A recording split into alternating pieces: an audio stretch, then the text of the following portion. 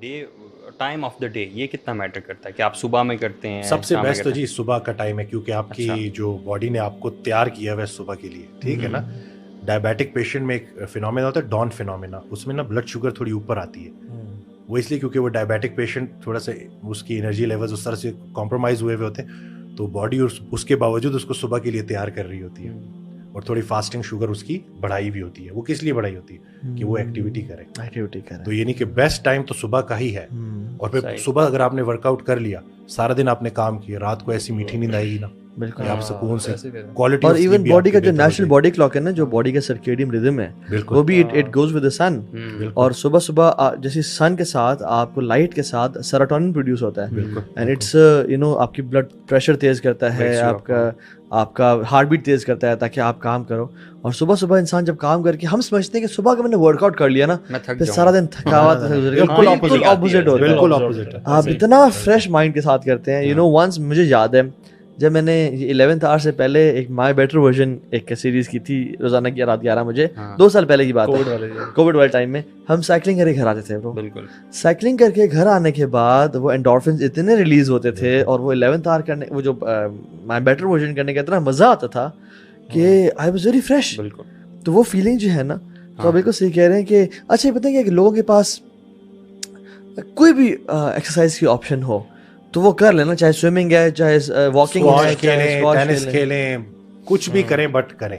اور half an hour کم از کم. اصل میں نا ہمارے یہاں نا لوگ بہانے بناتے ہیں، وہ کہتے ہیں کہ ہمارے پاس مطلب یہ نہیں ہے ہمارے، تو ہم نے آپ کی ایکسکیوز ہی ختم کر دی. ایکسکیوزز جتنے آپ لائٹ ویٹ سے ڈمبلز لیں، تھوڑے سے ریزسٹنس بینڈ لیں، ڈفرینٹ اس کے مطلب اس میں، اور باقی اس کو آپ گھر میں پراپر طریقے سے ورک آؤٹ کر سکتے ہیں. Isn't it good videos and application جو کہ جس کو فالو کر کے بندہ ابھی تو اتنا زیادہ ہو گیا. ہم نے جو خاص طور پہ کووڈ میں جو ہوم بیسڈ ورک آؤٹ ہے اس کو زیادہ سے زیادہ، آن لائن ٹریننگ جو ہمارا پروگرام تھا اس میں زیادہ سے زیادہ ہوم بیسڈ ورک آؤٹ کو ہم نے پروموٹ کیا ہے. ٹھیک ہے. اور اس میں بس یہ ہے نا کہ لوگوں کو ہم نے، وہ ہمارا سلوگن بھی تھا کہ اب نہیں رکیں گے، تو ہم نے ان کو، چاہے جم ہے چاہے جم نہیں ہے، آپ کے پاس کچھ چھوٹے موٹے ڈمبلز ہونے چاہیے. کوئی اچھی ایپلیکیشن جو بتا سکیں، جیسے کچھ میں نے تو دیکھی 7 اسٹیپس 7 منٹ ورک آؤٹ ہیں، بہت ساری ہیں. ابھی تو یوٹیوب پہ بھی اتنی ویڈیوز ہیں، آپ پورا 4 ویکس کا پراپر جو ہے ورک آؤٹ پلان فالو کر سکتے ہیں. ایگزیکٹلی ملٹیپل ہے. ویسے ایون جیسے اسپورٹس ہے نا، جنرلی اس پہ بھی نا کافی ساری ریسرچز ہیں کہ اسپیشلی بچوں ریلیٹڈ، جو ٹین ایج ینگ ہوتے ہیں نا،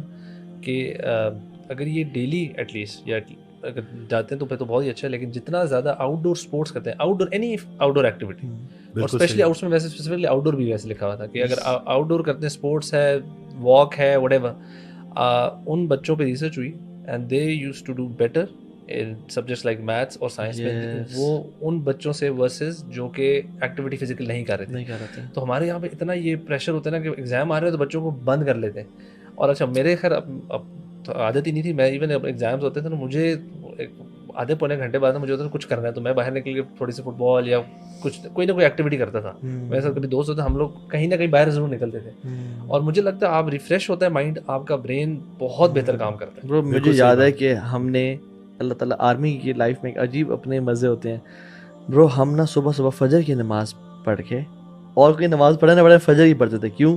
یہ گھوڑے ہمارے تیار ہوتے تھے ہاسٹیبل میں، فجر کی نماز پڑھ کے ہم پہنچتے تھے، دھند میں ہم گھوڑوں کو گیلپ کرتے تھے اور پھر رائڈ آؤٹس پہ لے جاتے.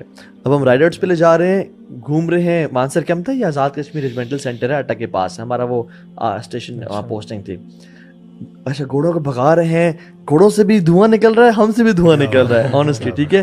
اور اب ہم گھوڑوں کو واک کر کے آ رہے ہیں، ہمارے کلاس فیلوز وہ پیدل اسکول چل کے آ رہے ہیں، اور ہم گھوڑوں پہ اپنے گھروں کی طرف جا رہے ہیں. اور برو وہ جو گھر جا کے گھوڑے پار کر کے، گھوڑے کو مطلب ان کو بند کر کے، ان کو گوڑ چھوڑ کھلا کے، تھپکی دے کے، وہ سارا سامان اتار کے گھر جا کے شاور لے کے جو اسکول آنے کا مزہ ہوتا تھا نا برو، یعنی جو میں سمجھتا ہوں کہ میں نے اپنی لائف میں جو مجھ میں جو کچھ انرجی ہے نا، وہ ایسی ایکٹیویٹیز کی وجہ سے ہے.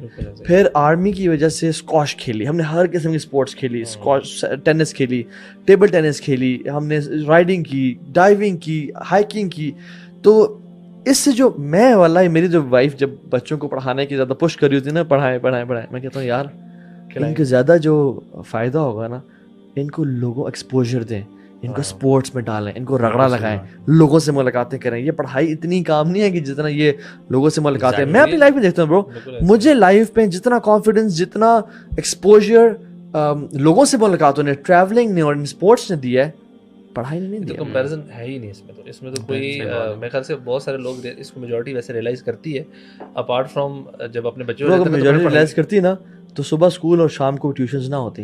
نہیں, میجورٹی جو ریئلائز کرتی ہے نا, میں کہہ رہا ہوں لیکن مجبور ہے. آئی نو ایسے میری فیملی میں لوگ ہیں اور وہ اس چیز کو کوس رہے ہیں کہ اتنی غلط روٹین ہے چیز, اور اپنے بچوں کے لیے وہی روٹین رکھی ہوئی ہے. میرے پاس بلکہ اس دن یہ بلکہ تقریباً سال ہو گیا اس بات کو, سال بلکہ شاید اس سے بھی زیادہ ہو گیا. میں تھوڑا سا غصہ بھی ہو گیا تھا اور وہ بنتا بھی تھا کہ 16 سال کا بچہ ہے جس کے ایگزامز آ رہے ہیں اور وہ وزن اس کا زیادہ ہے اور وہ اینٹی ہائپرٹینسو ڈرگز دے رہا ہے, بلڈ پریشر کی گولیاں لے رہا ہے, اور اس کے فادر جو ہے, میں جب اب میں اس کی کاؤنسلنگ کر رہا ہوں, اس کو ڈائٹ کی طرف لا رہا ہوں, اور سائڈ سے جو ابا جان ہیں وہ کہہ رہے ہیں کہ نہیں یہ ابھی اصل میں نا اس کے ایگزامز آ رہے ہیں تو میں نے کہا کہ جی ایگزامز کو ہمارے گولی, اس کی صحت سب سے امپورٹنٹ ہے. آپ کیسے فادر ہیں, ان کو آپ پراپر ان کا وزن کم کروائیں. اس عمر میں اگر یہ دوائیاں لے رہا ہے تو 25 30 35 سال میں تو اس کے آرگن ڈیمیج ہو جائیں گے. بالکل. اور میں نے کہا کہ خدا کے لیے اپنی پرائرٹیز چینج کریں. یہ بچہ تو نہیں سمجھتا, میں اس کو موٹیویٹ کر رہا ہوں اور آپ بیچ میں جو ہے وہ دخل اندازی کر کے یہ کہہ رہے ہیں کہ ایگزامز کا اتنا. میں نے کہا وہ دیکھیں کہ آپ کیا کر رہے ہیں. تو پھر اسٹرینتھ ٹریننگ میں کیا کھانا چاہیے؟ پروٹین شیکس میں لیتا ہوں, ٹھیک ہے, اس کے علاوہ کیا کھانا چاہیے؟ اس کے علاوہ کھانا چاہیے, اب میں آپ کے لیے آسان کر دیتا ہوں. ہر انسان کی نا کیلورک ریکوائرمنٹ ہے اپنی, ٹھیک ہے نا. آپ نے اپنی مینٹیننس کیلریز کیلکولیٹ کرنی ہے اپنی ایکٹیویٹی کو دیکھتے ہیں کہ کتنے آپ ایکٹیو ہیں, ٹھیک ہے. وہ جتنی بھی آتی ہیں اس سے 500 کیلریز سرپلس میں جانا ہے. کچھ اسٹڈیز تو یہ کہتی ہیں کہ سرپلس میں جانا ضروری ہے ہی نہیں. اگر آپ مینٹیننس بھی اور پروٹین انٹیک آپ نے زیادہ رکھا ہوا ہے, پازیٹیو نائٹروجن بیلنس, تو آپ مسل گرو کریں گے. لیکن احتیاطاً آپ 500 سرپلس میں چلے گرو کرنا ہے تو آپ یعنی کہ 3000 کیلریز. فیٹ سیکرٹ ایپ ہے, اس کے ذریعے آپ کیلریز کیلکولیٹ کرتے رہیں. پروٹین شیکس اچھے ہیں لیکن یہ سپلیمنٹ ہے, یہ آپ کی ڈائٹ کو سپلیمنٹ کرتے ہیں.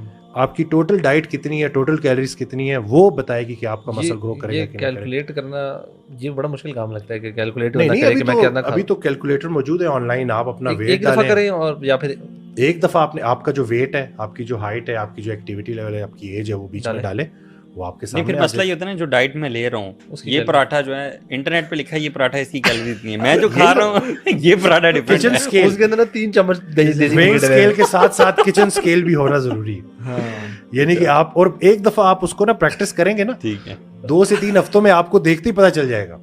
بندہ پورا کسائی بن جاتا ہے, وہ دیکھتا ہے, وہ کہتا ہے اچھا اتنا یہ اتنے گرامز ہیں تو اس میں اتنی پروٹین ہوگی, یہ اتنے گرام. میرا آپ سے سوال ہے کہ ہمارے ہاں جو ہم لوگ جس طرح سبزیاں پکاتے اور کھاتے ہیں کہ اس کو پکا کے اس کے اندر آئل بھی ڈھیر سارا ہوتا ہے, اب یہ سبزی کا ہم بینیفٹ لے رہے ہیں یا نہیں؟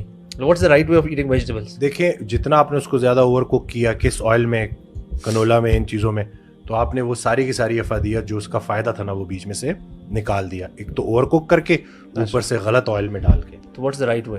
تو رائٹ طریقہ یہ ہے کہ اسٹیم کریں ویجیز کو, ٹھیک ہے, اپنی ایٹنگ ہیبٹس چینج کریں, اور ساتھ ساتھ آپ یا دیسی گھی کا استعمال کریں. دیسی گھی, اولیو آئل اوپر لگائیں, لیکن منیمم سے. مطلب بس وہ کیلریز کو آپ نے دیکھنا ہے نا, کہ دیکھیں فوڈ کے جو سورس ہے وہ بھی میٹر کرتا ہے, اور کتنا کھا رہے ہیں وہ بھی میٹر کرتا ہے. کھاؤ پیو حد سے. اسٹیم کرنے سے اس کے جرمز مر جائیں گے یا نہیں؟ اسٹیم کرنے سے بالکل مر جائیں گے, بالکل آپ اس کو اسٹیم کریں. اچھا, لاسٹ ٹائم آپ نے نا وہ ایلمنٹ فلاور کا اور کوکونٹ فلاور کا ایک آلٹرنیٹ بتایا تھا جو سستا تھا, السی کا آٹا, فلیکس سیڈ. کینولا کا آئل, یہ جو کینولاس ہیں, ڈالڈا وغیرہ ہیں, ان کا آلٹرنیٹ یہ اولیو آئل تو بڑا مہنگا ہے. سرسوں کا تیل, اس کے علاوہ کوکونٹ آئل, اسی طرح سے آپ دیسی گھی کر سکتے ہیں. لیکن جو سرسوں کے تیل میں ٹیسٹ تو خیر بہت ڈفرینٹ نہیں ہوتا. سرسوں کے تیل سے ایک دم سے مجھے تو لگتا ہے بچپن کے بالوں کی زیادہ. اکثر لوگ جب دیسی گھی پہلی دفعہ کھاتے ہیں نا تو ان کا بھی سر گھوم جاتا ہے. ہم نے اپنے وہ جو ہے نا ٹیسٹ بڈس کو سرسوں کا تیل اور دوسرا سرسوں تیل کے ساتھ کوکونٹ آئل ہو گیا, وہ چیپ ہے, مطلب ریلیٹیولی چیپ. اگر خود بناتے ہو, اگر جو ہے باہر سے لے رہے ہو تو پھر مہنگا. جب جا کے مانگیں گے تو اس کو بتانا پڑے گا کہ سر والا سرسوں نہیں چاہیے, کھانے والا چاہیے. کھانے والا ایڈیبل الگ ہوتا ہے. نہیں, وہ جو آپ کو گاؤں میں ملتا ہے وہی جو زیادہ پروسیس نہ ہوا, وہ ایک ہی ہوتا ہے جو. بالکل.